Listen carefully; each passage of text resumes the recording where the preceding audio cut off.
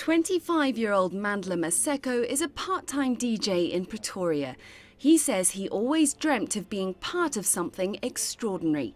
In December, Mandla won a competition organised by US-based Space Academy AX Apollo. The prize? A return ticket to outer space. Mandla will be the first black African to make the trip.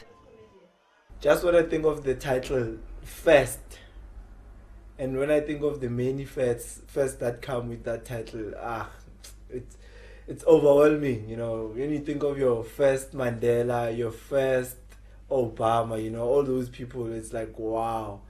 And when it comes to opportunities, I am hoping to pursue this. Well, not pursue, I will pursue this as a career.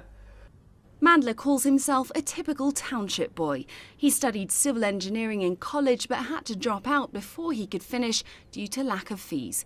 Mandla beat 1 million other contestants from around the world to succeed in a series of grueling tasks and tests, including a skydive from 10,000 feet. After he was announced the winner, Mandla spent a week at the Kennedy Space Academy in Florida, flying fighter jets and watching rockets launch into space. Now he wants to help other young people reach for their dreams. The reason why I did this was to motivate and inspire the youth.